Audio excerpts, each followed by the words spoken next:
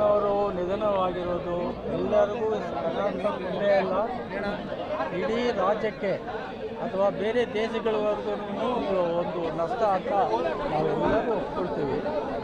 ಆದರೆ ವೈದ್ಯನಾಗಿ ನಾನು ಒಂದು ಮಾತು ಹೇಳ್ತೀನಿ, ಭೈರಪ್ಪನವರು 94ನೇ ವರ್ಷ ವಯಸ್ಸುವರೆಗೂ ಇಷ್ಟು ಚೆನ್ನಾಗಿದ್ದು ಕೊನೆ ಕಾಲದಲ್ಲಿ ಕ್ಷಣದಲ್ಲಿ ಮಾತ್ರ ಅವರು ಹಸು ನುಗ್ಗಿ ದೇವರ ಪಾದ ಸೇರಿಕೊಂಡಿರೋದು ಒಂದು ಏನು ಅದು ಒಂದು ನಮಗೆಲ್ಲರಿಗೂ ಏನು ಅಂತಂದರೆ ಅವ್ರ ಕಷ್ಟ ನರಳಿಲ್ಲ ಅನ್ನೋದೊಂದು ನನಗೆ ವೈದ್ಯನಾಗಿ ಅವರನ್ನು ನೋಡಿದವನಾಗಿ ನನಗೆ ಅನಿಸೋದು. ಯಾಕೆಂದರೆ ಒಂದು ಪಾರ್ಶ್ವ ಆಗಲಿ ಒಂದು ದೊಡ್ಡ ಕಾಯಿಲೆಗಳಾಗಿ ಹಾಸಿಗೆ ಮೇಲೆ ಮಲಗಿ ನರಳಿಲ್ಲ ಅವರು ಕ್ಷಣ ಮಾತ್ರದಲ್ಲಿ ಹೃದಯಾಘಾತ ಆಗಿ ಕೊನೆ ಉಸಿರು ಹೇಳಿದರು.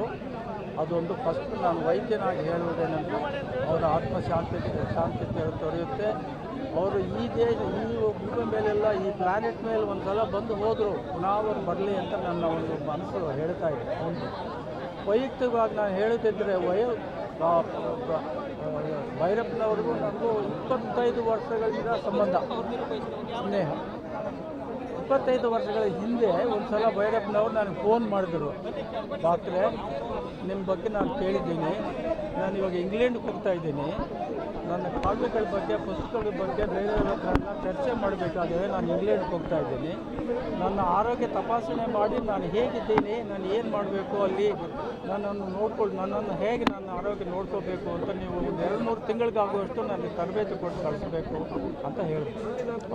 ಅವರ ಕೊನೆ ಭೇಟಿ ಯಾವಾಗ? ಕೊನೆ ಭೇಟಿ ಆಗಿದ್ದು ಒಂದು 5 ತಿಂಗಳ ಹಿಂದೆ ಭೇಟಿ ಆಗಿತ್ತು. ಏನು ಮಾತುಕತೆ ಆಯಿತು ಸರ್? ಮಾತುಕತೆ ಆಗಿತ್ತು ಅಂತಂದರೆ ಅವ್ರು ಏನು ಹೇಳ್ತಾ ಇದ್ರು ಅಂದರೆ, ನನಗೆ ಒಂದೊಂದು ನಾನು ಹೇಳುವಾಗ ಅವರು ನನಗೆ, ಡಾಕ್ಟ್ರೇ ನೀವು ಒಟ್ಟು ಒಳ್ಳೆಯ ವೈದ್ಯರು, ಸಾಹಿತ್ಯನೂ ಆಗಿದ್ದೀರಿ, ನೀವು ಪುಸ್ತಕಗಳು ಓದಬೇಕು ಸ್ವಲ್ಪ, ಕೆಲವೆಲ್ಲ ನಮ್ಮ ಕಾವ್ಯಗಳೆಲ್ಲ ಓದಿದರೆ ನಿಮ್ಮಿಂದ ಜನರಿಗೆ ಇನ್ನೂ ತುಂಬ ಅನುಕೂಲ ಆಗುತ್ತೆ ಅಂತ ಹೇಳ್ತಾ ಇದ್ದರು. ಒಂದು ಆನಂತರ ಅವರ ಕೋರಿಕೆ ಒಂದಿತ್ತು ನನಗೆ. ಏನು ಕೋರಿಕೆ ಅಂತಂದರೆ, ನಾನು ಗುರುದತ್ತ ಅವರು ಬಹಳ ಸ್ನೇಹದಿಂದ ಇದ್ವು. ಅವ್ರಿಗೂ ನನಗೂ ಒಂದು ಒಪ್ಪಂದ ಆಗಿತ್ತು. ಏನು ಒಪ್ಪಂದ ಅಂದರೆ, ಅವರೇ ಒಪ್ಪಂದ ಇಟ್ಟಿದ್ದು, ಡಾಕ್ಟ್ರೇ ನಾನು 100 ವರ್ಷ ಬದುಕಬೇಕು, 100 ವರ್ಷ ಬದುಕಿರುವವರೆಗೂ ನಾನು ಬದುಕಿರುವ ಥರ ನೀವು ಚಿಕಿತ್ಸೆ ಮಾಡಿ ನನ್ನ ಆರೋಗ್ಯ ತಪಾಸಣೆ ಮಾಡಬೇಕು. ಆನಂತರ ವರ್ಷಕ್ಕೊಂದು ನೀವು ಬೆಳೆಸಿರುತ್ತಂಥ ಮಾವಿನ ಹಣ್ಣು ತಗೊಂಬಂದುಬಿಟ್ಟು ವರ್ಷಕ್ಕೊಂದು ಸಲ ನನಗೆ ಕೊಡಬೇಕು. ಈ ಥರ ಒಂದು ಒಪ್ಪಂದ ಆಗಿತ್ತು. ಆಗಲಿ ಸರ್ ಅಂತ ತಮಾಷೆ ಮಾಡಿಕೊಂಡು ನಾನು ವಾಯುಹಾರ ಮಾಡುವಾಗ ನಾನು ಅಷ್ಟು ವರ್ಷ ನಿಮ್ಮ 100 ವರ್ಷ ಇದುವರು ನಾನು ಬದುಕಿದ್ರೆ ನಾನು ಖಂಡಿತ ನಿಮ್ಮನ್ನು ನೋಡ್ಕೊಳ್ತೀನಿ ಅಂತ ಹೇಳಿದೆ. ಆದರೆ ಇವಾಗ ಏನಾಗಿದೆ ಅಂದರೆ ಅದು 6 ವರ್ಷ ಅವ್ರನ್ನ ಕಡಿಮೆ ಆಯಿತು ಅವಧಿ. ನಾನು ಅವರು ಪ್ರಾಯಶಃ ಅವರು ಇಲ್ಲೇ ಇದ್ದಿದ್ದರೆ ನಾನು ಸೇವೆ ಇನ್ನೂ ಸ್ವಲ್ಪ ಸಿಗ್ತಾಯಿತ್ತು ಅನ್ನೋ ಒಂದು ಭಾವನೆ ನನಗಿದೆ.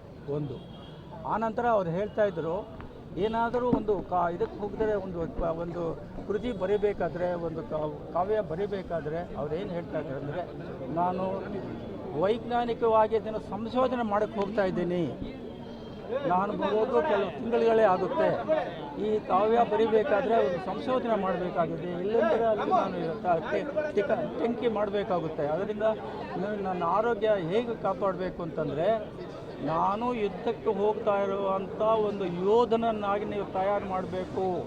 ನೀವು ನನಗೆ ಆರ್ಮಿ ಡಾಕ್ಟರ್, ಮಿಲಿಟರಿ ಡಾಕ್ಟರ್ ಥರ ನೀವು ನನಗೆ ಕೆಲಸ ಮಾಡಿ ನನಗೆ ಚಿಕಿತ್ಸೆ ಕೊಡಬೇಕು, ನನಗೆ ನಿಮ್ಮ ಸೂಚನೆ ಸಲಹೆಗಳೆಲ್ಲ ಕೊಡಬೇಕು ಅಂತ ಹೇಳ್ತಾಯಿದ್ರು. ಅದೆಲ್ಲ ನಡೀತಾ ಇತ್ತು. ಯಾವಾಗ ಏನು ಹೊರಗಡೆ ಮತ್ತು ಊರುಗಳು ಹೋಗ್ತಾ ಇದ್ರು ಅವ್ರು ನನ್ನ ಹತ್ರ ಬಂದು ನನ್ನ ಆರೋಗ್ಯ ಇವಾಗ ಹೇಗಿದೆ, ನಾನು ಹೋಗ್ಬೋದಾ, ನಾನು ಹೇಗೆ ಇರಬೇಕು ಅಂತೆಲ್ಲ ಹೇಳಿದ್ರು. ಕೊನೆಯಲ್ಲಿ ಇದಕ್ಕೆ ಅಯೋಧ್ಯೆಗೆ ಹೋಗುವಾಗಲೂ ಅವರು ಪ್ರಧಾನ ಗುರುದತ್ತ ಅವರು ಅಯೋಧ್ಯೆಗೆ ಹೋಗುವಾಗಲೂ ತೋರಿಸ್ಕೊಂಡಾದ್ರು, ನನಗೆ ಅಲ್ಲಿ ತುಂಬ ಚಳಿ ಆಗುತ್ತೆ, ನೀವೇನಾದರೂ ನನಗೆ ಉಡುಪುಗಳನ್ನು ಕೊಡಿ ಅಂತ ಹೇಳಿದ್ರು. ವೈದ್ಯನ ಜೊತೆಗೆ ನಾನೇನು ಮಾಡಿದೆ, ಅವ್ರಿಗೆ ಉಡುಪುಗಳೆಲ್ಲ ಕೊಟ್ಟು ಹಾಕ್ಕೊಂಡು ಹೋಗಿ ಅಲ್ಲಿ ಸಮಸ್ಯೆ ಏನೋ ಇದ್ದರೆ ನಾನು ಫೋನ್ ಮಾಡಿ ಅಂತ ಹೇಳ್ತಾಯಿದ್ದೆ. ಅವ್ರಿಗೂ ನನಗೂ ಅದೇ ಥರ ವಿಶ್ವಾಸ ಇತ್ತು. ಈ ಕಳೆದ 5 ತಿಂಗಳುಗಳಿಂದ ಮಾತ್ರ ಅವರು ನನ್ನಿಂದ ದೂರ ಆದರು. ಅಲ್ಲಿಂದ ನನಗೆ ಮತ್ತು ಏನೂ ಸಿಗಲಿಲ್ಲ.